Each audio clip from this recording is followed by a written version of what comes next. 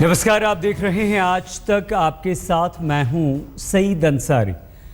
दिल्ली के मुख्यमंत्री अरविंद केजरीवाल आज ऑड इवन लागू करने के मुद्दे पर प्रेस कॉन्फ्रेंस करने बैठे थे, लेकिन प्रेस कॉन्फ्रेंस के दौरान ही उन पर जूता फेंक दिया गया। वेद प्रकाश नाम के इस शख्स ने अरविंद केजरीवाल को निशाने पर लेते हुए जूता उछाल दिया। इस पूरे जूता कांड का हर पहलू हम आपको दिखाएंगे, लेकिन पहले देखिए कि प्रेस कॉन्फ्रेंस में हुआ क्या।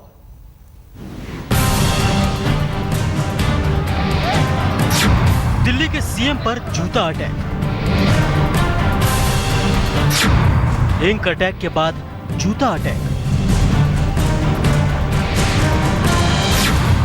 प्रेस कॉन्फ्रेंस में केजरीवाल पर फेंका गया जूता। आम आदमी सेना के निशाने पर केजरीवाल।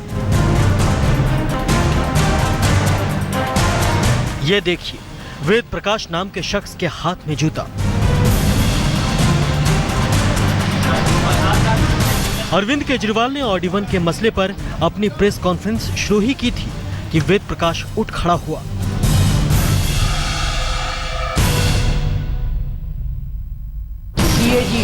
वेद प्रकाश ने ऑड इवन मसले पर फर्जी स्टिकर बांटे जाने का मसला उठाया और इससे पहले कि केजरीवाल ठीक से जवाब दे पाते, अपना जूता दे मारा।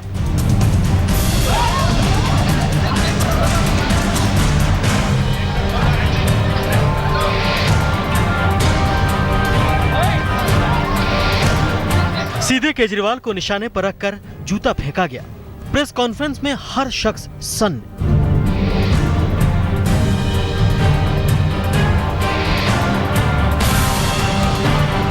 क्योंकि चंद सेकंड पहले शुरू हुई जुबानी बहस का अंत जूता फेंकने से होगा, इसका अंदाजा किसी को नहीं था। जूता फेंकने के बाद भी कुछ सेकंड तक वेद प्रकाश ने अपनी बात रखी। हाँ, उसके बाद आम आदमी पार्टी के कार्यकर्ताओं और सुरक्षा अधिकारियों ने वेद प्रकाश को उसकी हिमाकत का पाठ पढ़ा दिया। दिल्ली सचिवालय में मुख्यमंत्री अरविंद केजरीवाल पर हमले को लेकर डीआईपी ने दिल्ली पुलिस को लिखित शिकायत दी है। शिकायत में पूरी वारदात का ब्यौरा दिया गया है, साथ ही इसे एक मुख्यमंत्री की सुरक्षा से जुड़ा मुद्दा बताते हुए मामले की जांच की गुजारिश की गई है। वेद प्रकाश आम आदमी सेना का कार्यकर्ता है। दिल्ली में एकमात्र एक स्टेशन है सीजीओ कॉम्प्लेक्स, जहाँ आईजी स्टिकर दे रही है, और ये स्टिंग जो वेद प्रकाश ने किया उसमें उसने 1,000 रुपए के ये स्टिकर खरीदे हैं जो इवन ऑड गाड़ियों में चलना है। ऑड इवन में वो ये उन्हीं गाड़ियों में लगेगा जो सीएनजी की गाड़ियां हैं, ठीक है। और इसके लिए एंडोर्समेंट भी होना चाहिए था, लेकिन वो कुछ देख ही नहीं रहे हैं। वो 1,000 रुपए में स्टिकर लिए हैं। हमने पहले से ही ये पिछली बार भी और इस बार भी, इस बार पूरे दिल्ली के अंदर सिर्फ एक स्टेशन पे जो है सीएनजी के स्टिकर बट रहे हैं, वहाँ सीसीटीवी कैमरा लगा हुआ है। इस शख्स ने जब ये किया, उस सीएनजी स्टेशन पे नहीं किया, सारा मॉनिटर किया गया, वो छुपा करके बाहर ले जा करके उसने ये घटना हुई है। इससे पहले भावना अरोड़ा नाम की आम आदमी सेना की ही कार्यकर्ता ने अरविंद केजरीवाल पर स्याही उछाली थी, लेकिन जूता उछालने के साथ ही एक बात साफ हो गई कि ऑड इवन लागू कराने के बीच पैसे लेकर स्टिकर बांटने को लेकर वेद प्रकाश इतना खफा था कि उसने जूता फेंकने की हिमाकत कर डाली।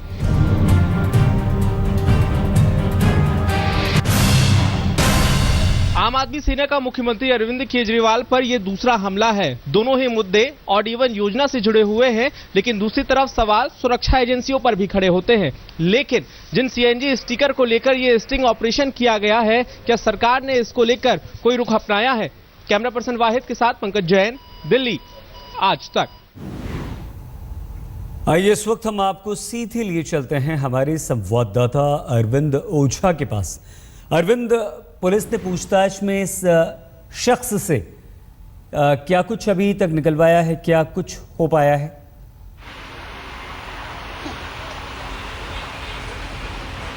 देखिए, पुलिस ने अभी फिलहाल तुरंत जो वेद प्रकाश है, डीआईपी ने शिकायत दी दिल्ली सरकार ने, उसके बाद उसको गिरफ्तार कर लिया है। धारा 186, 353, 356 के तहत गिरफ्तार किया। फिलहाल आईपी स्टेट थाने में जहां मौजूद, वहां पर पूछताछ की जा रही है और कल अदालत में इसे पेश किया जाएगा। सही, बहुत धन्यवाद अरविंद आपका। अरविंद ओझा हमारे संवाददाता जानकारी दे रहे थे, कल अदालत में पेश किया जाएगा। पुलिस ने क्या पूछताछ की, इस बारे में जानकारी फिलहाल नहीं मिल पाई है। अरविंद केजरीवाल की प्रेस कॉन्फ्रेंस में हुए हमले ने कई सारे सवाल खड़े कर दिए हैं। एक सवाल केजरीवाल की सुरक्षा से जुड़ा है, तो एक सवाल यह भी है कि असहमति के बीच जूता चलाने से होगा क्या।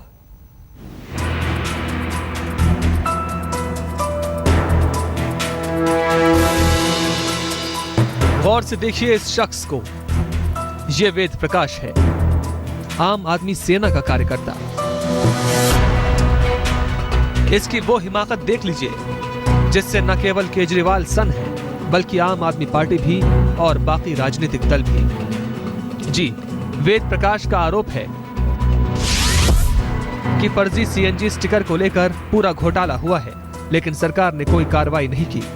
इस घोटाले को लेकर सीएम केजरीवाल को बताया भी गया, लेकिन उन्होंने न कार्रवाई की और न ही जांच का भरोसा दिया।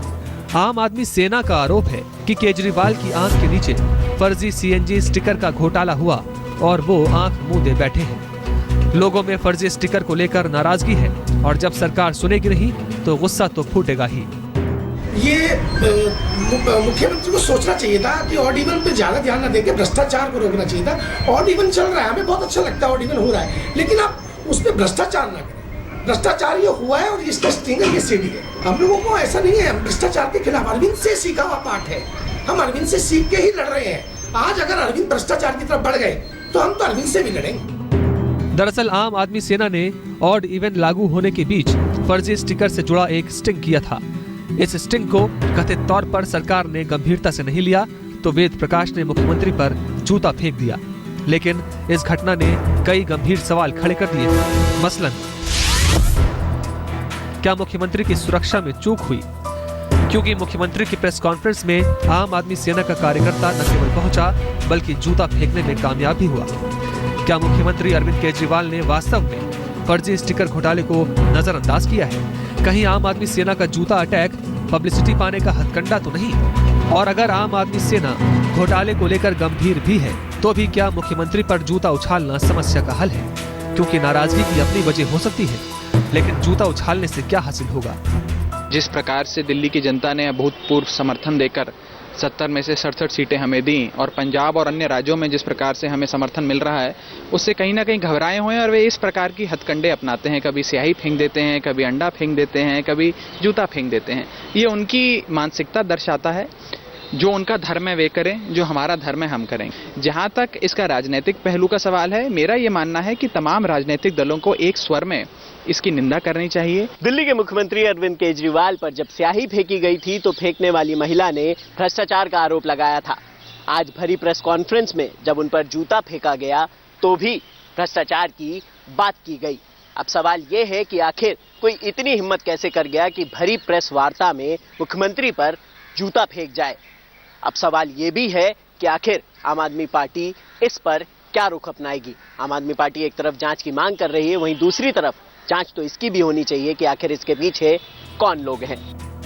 दिल्ली में 15 अप्रैल से ऑड इवन फॉर्मूला दोबारा लागू होने जा रहा है। इससे पहले 1 से 15 जनवरी के बीच ऑड इवन फॉर्मूला लागू हुआ था।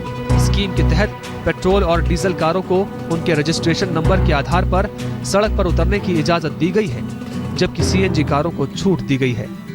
लेकिन इसके लिए स्टिकर लेना होगा और अरविंद केजरीवाल पर जूता उछालने वाले शख्स का दावा है कि चंद रुपए लेकर स्टिकर धड़ल्ले से बांटे जा रहे हैं। यानी आरोप तो गंभीर है ही, और अगर ऐसा घोटाला हुआ है तो सरकार को ध्यान देना ही चाहिए। लेकिन ये भी सच है कि लोकतंत्र में अगर असहमति के लिए पूरी जगह है तो हिंसा के लिए बिल्कुल भी नहीं। पंकज जैन के साथ रजत सिंह, दिल्ली, आज तक।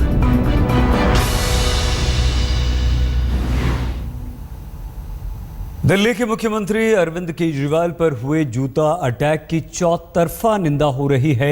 बीजेपी से लेकर कांग्रेस तक ने इस हमले की जबरदस्त निंदा की है। लेकिन बीजेपी कांग्रेस ने एक सवाल ये भी उठाया कि आखिर क्या वजह है। अब सवाल ये उठता है कि क्या आम आदमी सेना है क्या, और इसके पीछे कौन कौन लोग हैं। दरअसल आम आदमी सेना के कार्यकर्ता आम आदमी पार्टी से ही पहले जुड़े हुए थे, लेकिन बाद में अरविंद केजरीवाल से अलगाव होने के बाद ये लोग अलग हो गए। प्रभात कुमार आम आदमी सेना के अध्यक्ष हैं। ये संगठन केजरीवाल और दिल्ली सरकार पर आर्थिक हेराफेरी का लगातार आरोप लगाता रहा है। पिछले 4 महीने के दौरान दूसरी बार आम आदमी सेना के कार्यकर्ताओं ने अरविंद केजरीवाल पर निशाना साधा है।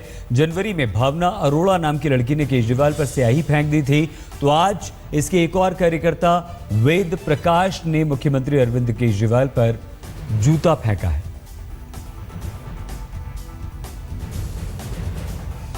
तो आम आदमी पार्टी के ही ये कार्यकर्ता हैं, पहले आम आदमी पार्टी से ही थे, असंतुष्ट हो गए, आम आदमी पार्टी की नीतियों से नाराज होकर अलग हो गए, अलग एक अपना ग्रुप बना लिया, एक आम आदमी सेना के नाम का संगठन बना लिया और प्रभात कुमार उसके अध्यक्ष बन गए।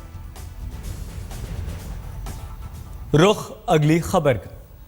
श्रीनगर के एनआईटी में तिरंगा फहराने के उद्देश्य से देश के 12 राज्यों से सैकड़ों युवा आज दिल्ली से श्रीनगर के लिए रवाना हो गए हैं। लेकिन सवाल यह है कि क्या ये युवा एनआईटी में तिरंगा फहरा पाएंगे? श्रीनगर का एनआईटी कैंपस जबरदस्त सुरक्षा के साए में है, लेकिन इसी कैंपस के मुख्य द्वार पर तिरंगा फहराने के इरादे से सैकड़ों युवा श्रीनगर कूच कर चुके हैं।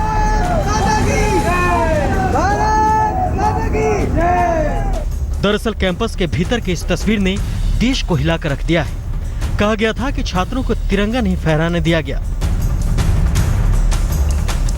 तो अब राजधानी समेत 12 राज्यों से करीब 150 युवा तिरंगा लेकर एनआईटी कैंपस पहुंच रहे हैं। युवाओं के इस जत्थे में जम्मू से भी करीब 500 छात्र शरीक होंगे। दबाव के अंदर वहां पे उन पे कार्रवाई की गई, तो इसलिए हम ये कहते हैं कि जो उन्होंने अपील की देश भर में कि कश्मीर हमसे हमारा तिरंगा छीन लिया गया है, तो हम ये कहना चाहते हैं कि उनको उनका तिरंगा वापस मिलना चाहिए। और हम ये देश भर के युवा उनके पास तिरंगा लेके जा रहे हैं ताकि कश्मीर पे वहां पे तिरंगा फहराता है। ये गवर्नमेंट का काम है, गवर्नमेंट देखेगी। तिरंगा के लेके कहीं भी जाने का हिंदुस्तान के ऊपर रुकावट नहीं होनी चाहिए, ये गवर्नमेंट की ड्यूटी है। जिस तरीके के हालात वहां भी बने हुए हैं उसे देखते हुए लगता नहीं कि इन लोगों को शायद श्रीनगर एनआईटी के अंदर प्रवेश दिया जाएगा, लेकिन इन्होंने साफ कर दिया है कि यहाँ से ये 100-150 लोगों का जो पूरा जत्था चल रहा है वो आगे हरियाणा और पंजाब से होते हुए भी आगे निकलेगा। जम्मू कश्मीर में इस वक्त एनआईटी का मुद्दा ही गर्म है, इस कदर कि आज जम्मू श्रीनगर हाईवे को कई। दूसरी तरफ जम्मू कश्मीर में बिगड़ी कानून व्यवस्था की हालत सुधारने पर अब सीएम महबूबा मुफ्ती भी संजीदा हो गई हैं। श्रीनगर में महबूबा ने सरकार के आला मंत्रियों और कानून व्यवस्था से जुड़े सूबे के तमाम बड़े अधिकारियों की बैठक ली। चर्चा तमाम घटनाओं और कानून व्यवस्था की हालत को सुधारने पर हुई और जाहिर तौर पर इसके केंद्र में एनआईटी का मुद्दा ही था। लेकिन सवाल चलो एनआईटी यात्रा के श्रीनगर पहुंचने पर पैदा होने वाले हालात का है, और सवाल यह है कि क्या छात्र एनआईटी कैंपस में तिरंगा लहरा पाएंगे? श्रीनगर में तिरंगे की राजनीति कोई नई बात नहीं, लेकिन पहले ये राजनीति बीजेपी किया करती थी, जब वो तिरंगा फहराने के लिए लाल चौक आया करते थे। लेकिन अब कहीं न कहीं बीजेपी के लिए मुसीबत है, क्योंकि राज्य में पीडीपी के साथ मिलकर बीजेपी की सरकार है।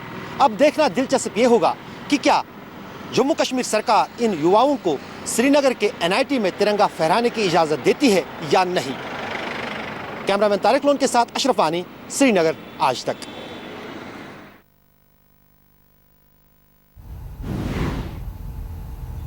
प्रधानमंत्री नरेंद्र मोदी सोशल मीडिया के बेताज बादशाह हैं, तो उनकी ही पार्टी बीजेपी में कई ऐसे नेता हैं जो इस फील्ड में बिल्कुल फिसड्डी। तो ऐसे कौन से नेता हैं, यही जानने के लिए बीजेपी ने सभी 282 लोकसभा सांसदों की सोशल मीडिया रिपोर्ट तैयार की है। तो क्या है इस दिलचस्प रिपोर्ट में, आइए हम आपको दिखाते हैं।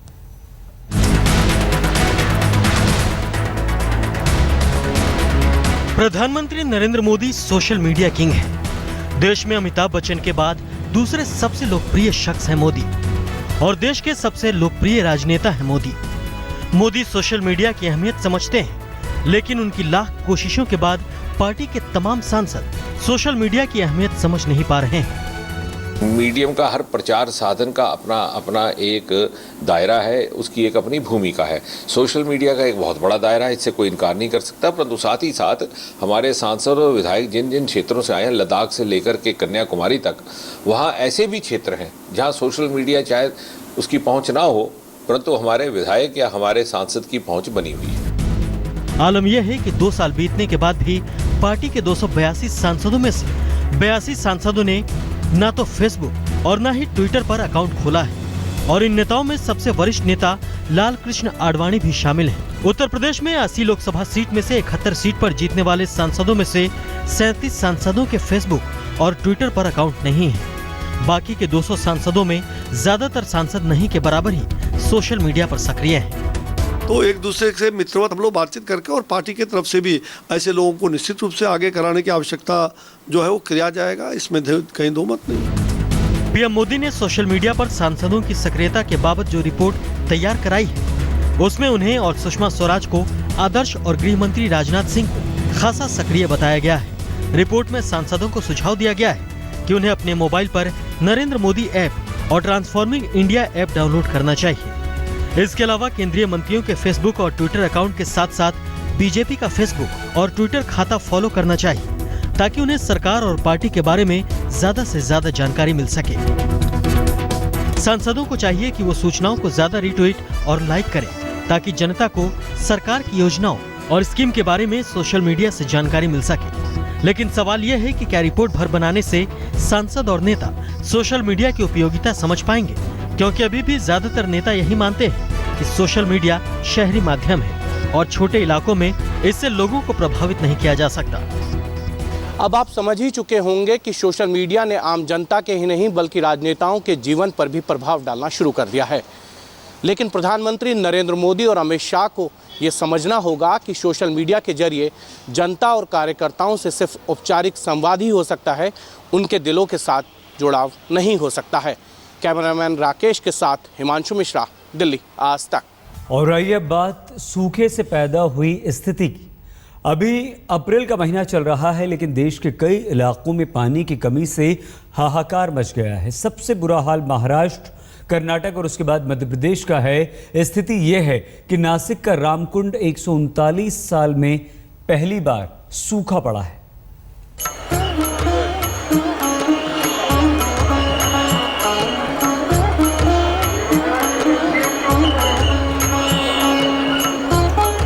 कुछ महीने पहले की ही बात, जब कुंभ के दौरान नासिक में लाखों श्रद्धालु जमा हुए थे। श्रद्धालुओं ने रामकुंड में आस्था की डुबकी भी लगाई थी।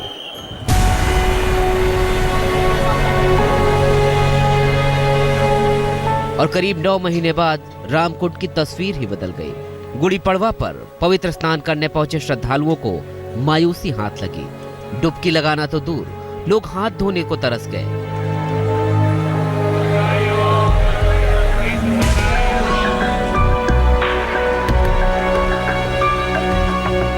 अस्थि विसर्जन के लिए नासिक आ रहे थे, लेकिन इधर पानी का प्रॉब्लम से एक डबके में अस्थि एक कर दिया और यहाँ पानी भी नहीं मिलता। हम लोग वहाँ से कल्याण से पानी। नासिक गजट के मुताबिक 139 साल बाद ऐसी नौबत आई है जब गोदावरी के कुंड सूख गए हैं। इससे पहले 1877 में लक्ष्मण कुंड छोड़कर गोदावरी के सारे कुंड का पानी सूख गया था।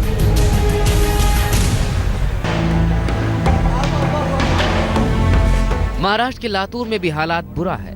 यहाँ के किसानों को तो छोड़िए, अस्पतालों को भी पानी नहीं मिल रहा है। पानी के बिना अस्पतालों में कई इमरजेंसी ऑपरेशन लटके पड़े हैं। लातूर के 160 अस्पताल और क्लिनिक लोगों की जान बचाने के लिए पानी की गुहार लगा रहे हैं।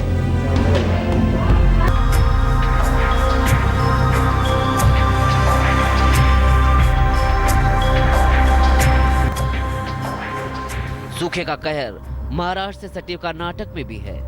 बेल्लारी, जहां की 75% आबादी खेती पर निर्भर है, वहां के किसान पानी के लिए आसमान की ओर देख रहे हैं। कुल बुआई के सिर्फ 37% इलाके को ही नहर से पानी मिल रहा है। बाकी किसान रोजी रोटी के लिए हैरान परेशान हैं, तो कई अपने जानवरों को औने पौने दाम पर बेचकर शहर की ओर पलायन कर रहे हैं ताकि खुद की जिंदगी को बचा सकें, जिंदा रह सकें। आज तक ब्यूरो। यहाँ पर आप कीजिए बस थोड़ा सा इंतजार। देश का दुश्मन नंबर 1 लेकर हम होते हैं हाजिर। देखते रहिए आज तक।